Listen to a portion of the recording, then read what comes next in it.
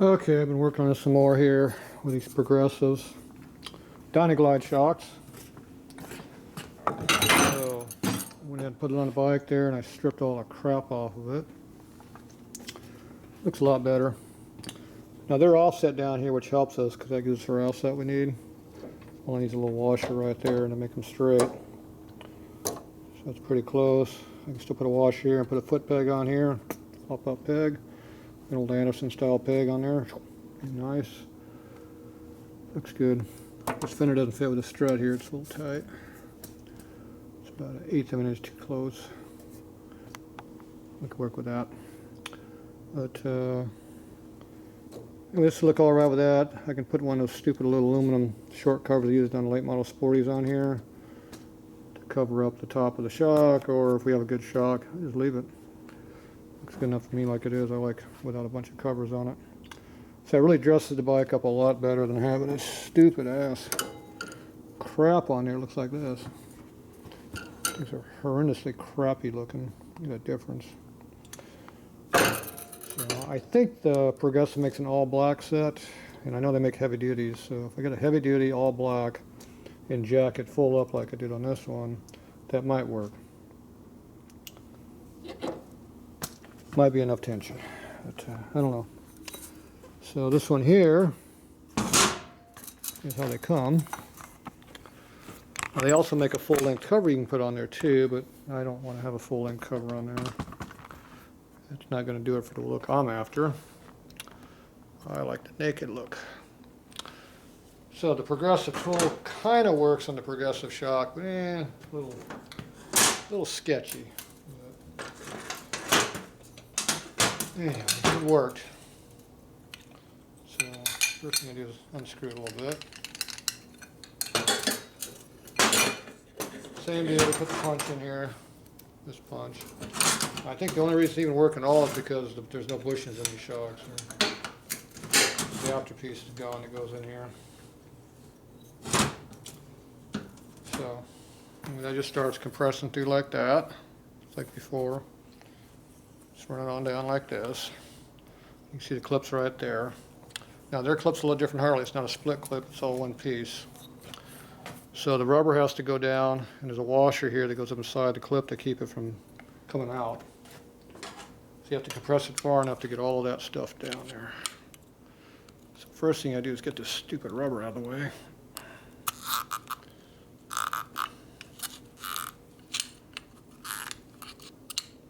Easier said than done, see? Especially when you got the spring in the way. So you can see how the washer comes out right there. Once that washer comes out, the clip drops down, and you push the clip out. Like that. Voila. Now you just unscrew it. It should come right out. It's all Progressive tools and shocks, right?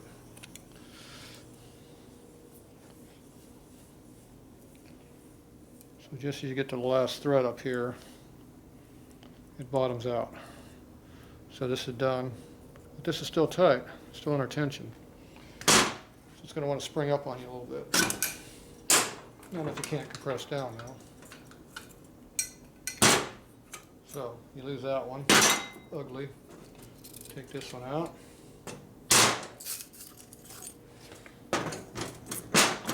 This is your cam activator. So you gotta put that back on. That's full soft. You want to jack it at full tension. Right there. You get this plastic piece of crap in here you gotta kind of keep from rattles down. Oh, this one came out. The other one come out.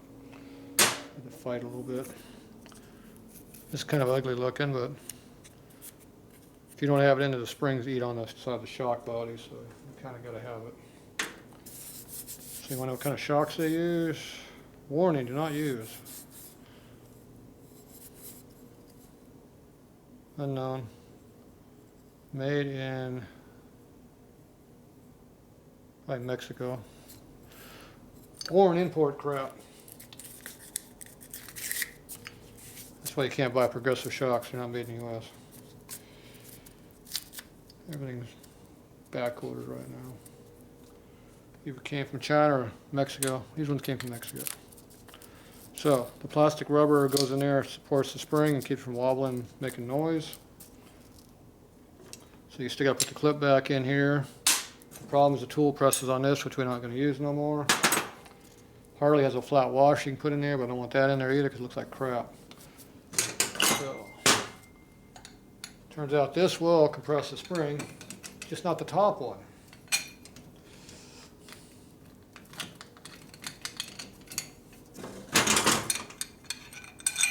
So, get that out of the way.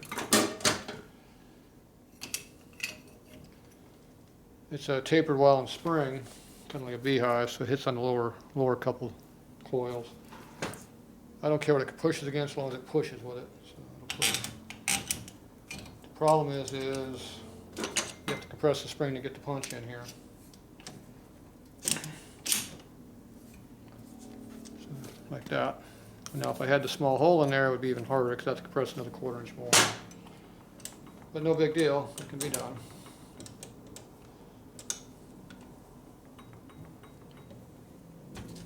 And this here you just tighten down like I did before. Oh, it's a cranking. So you gotta go down far enough you can get it in there. You put your clip in. Now, you can either paint all this stuff black or you can polish this thing and paint all that black. You have different options for coatings. So the tapered spring fits their retainer like it's supposed to. The Harley stuff does not fit it. The springs are a lot bigger on top. So you have to use the progressive stuff where you have to do some modifications.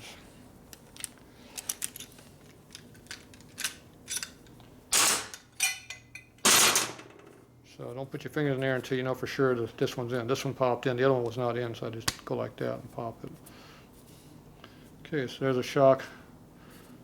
So we're at full compression, full tension basically. And it looks a lot better. So there you go, a nice naked pair of shocks. So now let's go see if they fit on the bike and how much that helped us on the tension. It's still got to be too light. But it should be a little bit better. Not sure how much though.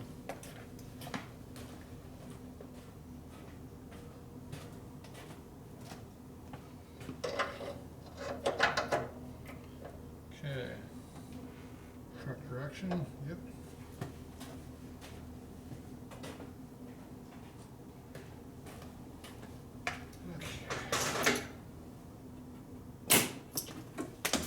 Oh, tape everywhere for some reason.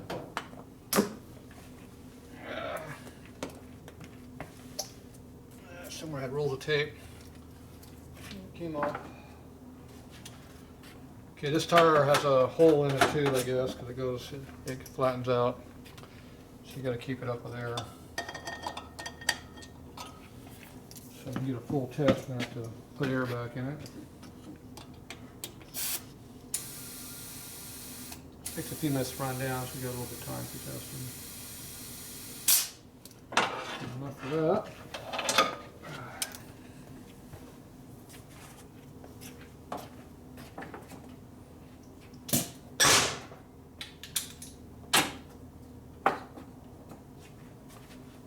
Okay. This is still a good one here. That might be a factory Dynaglide shock or something. Not sure. It's got a big spring in it, that's all I know. Okay, so I'm going to go ahead and drop this down. Spinner's got to come out of there.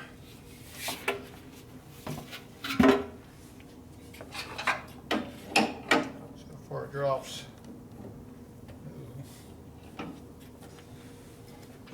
Get the axle in there.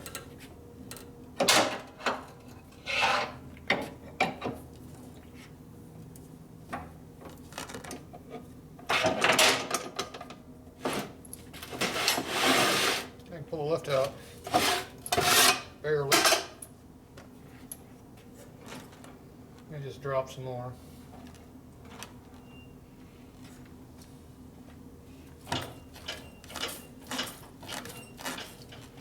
Still pretty soft.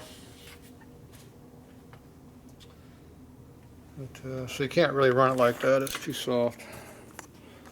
I've seen it done, but it's too soft. It bottoms out real bad. You don't really have a lot of ground clearance here, so when you sit on it, it'll drop another inch at least, minimum. And this is not even a fully put together bike. It's missing a lot of parts still. Put more weight on it, it gets worse, not better. And right now it's just too darn low. But the shocks look a lot better, I think, than what they did. They're still bulky, but they're close. One advantage being with the cover off, I can get pretty close in here and not hit on anything. So I did move them in quite a bit because the stock studs were right here.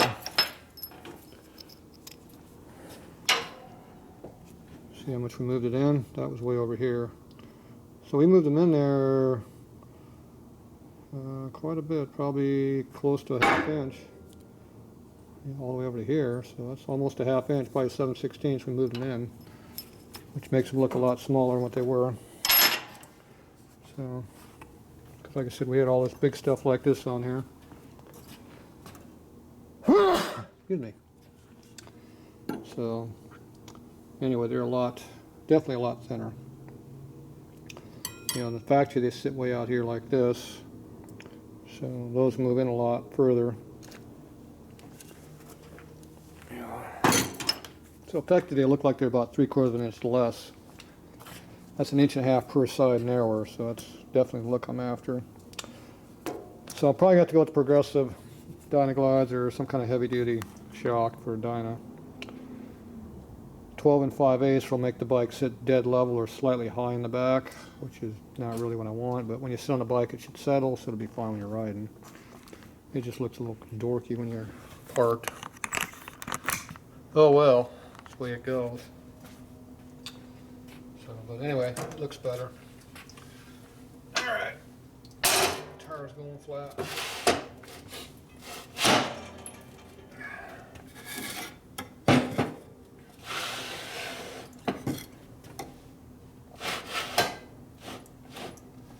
There we go.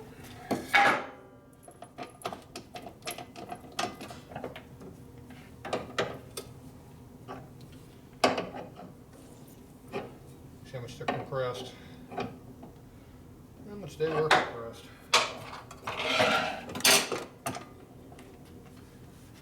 It's supposed to be 12 5/8, so how much did it actually compress?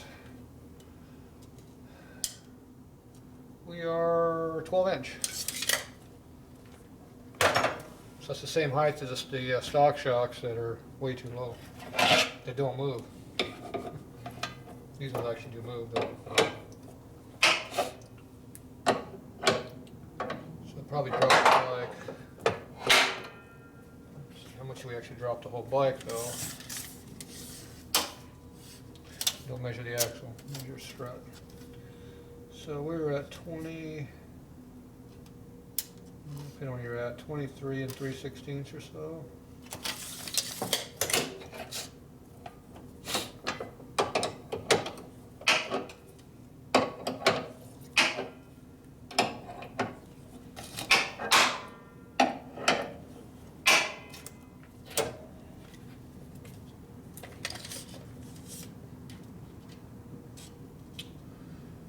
Alright, we're 12 5/8.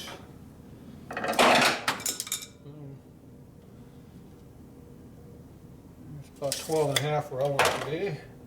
Right there will be. That's where I want to sit at, which is not what the Dynaglide is. So that would put me at 24 1/2 basically.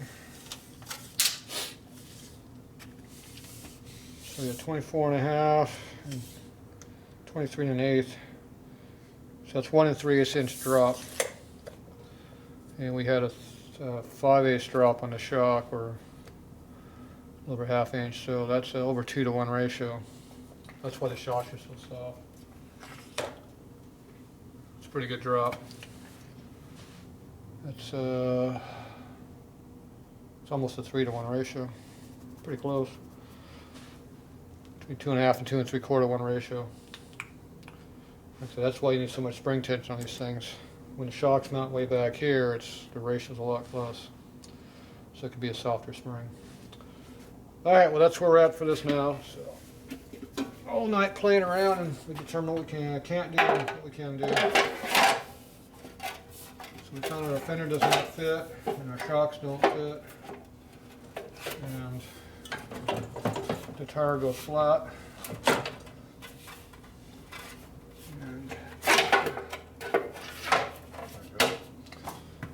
And what else you figure? I got all kinds of stuff we figured out. Basically, the back of the bike sucks. That's what we found out. Okay, that's it for this for now. On this one, I'm going to go play around with the air cleaner a little bit before the night's over. And put some junk away. Alright, that's it for now.